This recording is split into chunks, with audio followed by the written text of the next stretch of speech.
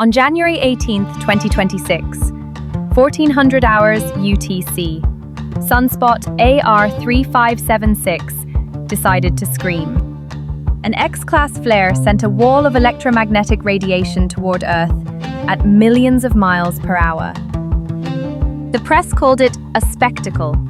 They told you to look for auroras in low latitudes. They told you your GPS might get glitchy. But what they didn't tell you was about the blood. I'm Reagan, and this is Filo. And welcome to the Dust Bowl.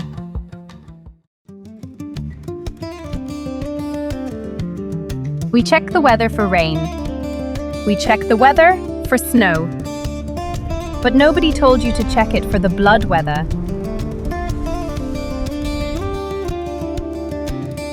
Right now, sitting in this chair, your heart is fighting a geomagnetic headwind. Because while we think of the sun as a distant heat lamp, the science of 2026 is proving it's actually an invisible architect. The sun helps your blood circulate. It helps your brain sharpen its focus and sync your internal clock. It even triggers hormone release that helps heal your body.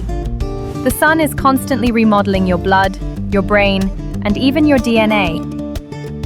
But if you felt off last week, unusually tired, jittery, or just weird, you aren't crazy. You're just experiencing the solar maximum. Unlike the sun's normal light, solar maxima can affect us in a much more noticeable way. Let's start with our hearts. For decades, we thought space weather was just for, well, satellites. But recent studies into solar cycle 25 have revealed a direct link between geomagnetic storms and human biology. When the sun flares, it disrupts Earth's magnetic field. This actually changes the viscosity, the thickness of your blood. It's called the geomagnetic effect. Data is starting to show a 5 to 10% spike in cardiovascular events during these peaks. Your heart isn't just a pump, it's a biological sensor tuned to the Earth's magnetic frequency. When the sun yells, your heart rate variability drops. In the future, your weather app won't just tell you to bring an umbrella. It'll tell you to take it easy on your morning run because the blood weather is high. So Philo, how's the weather today? Says I'm drunk.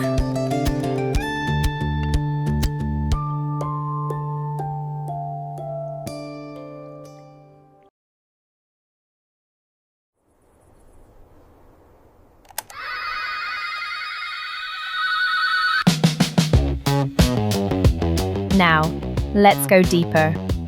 There's a fascinating, slightly fringe theory in paleobiology that solar peaks are the primary engines of evolution. When the sun is at its maximum, like it is right now in 2026, our magnetic shield takes a beating. More high-energy particles reach the surface. These particles can cause micro-mutations in our genetic code.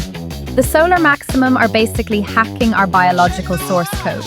Intense UV causes a tiny typo in the TP53 gene, our body's main security guard. It also breaks down folate, which permanently shifts how our brain cells develop.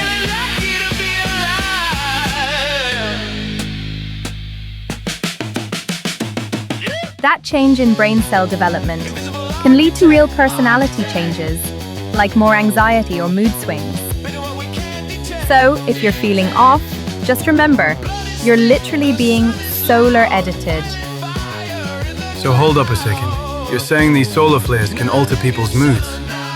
So what if some of the major events in history were because of a solar flare? Well, yeah, that's what the theory says. Solar Cycle 4 was a particularly intense one and coincided with the French Revolution. In 1789, when the revolution was happening, a social phenomenon called the Great Fear swept through the French countryside. At the same time as the peak of the solar maximum, Mass hysteria fueled rumors of famine and resulted in peasants attacking their upper-class countrymen. What you think about that then, Philo? Maybe we should have a nap before making any decision this year. Well, funny you should mention that.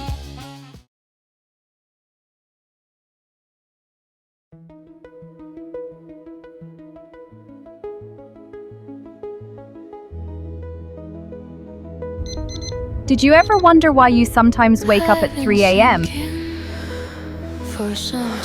One reason could be that humans have proteins in our eyes called cryptochromes. They are the same proteins birds use to see magnetic fields for migration. We used to think these were dead in humans, but new research shows they still react to electromagnetic shifts. During a solar storm, your circadian rhythm, your internal clock, gets jammed. Your brain's pineal gland, which produces melatonin, gets confused by the electromagnetic noise. You aren't just tired, you're magnetically disoriented and feeling the pull of the magnetic storm.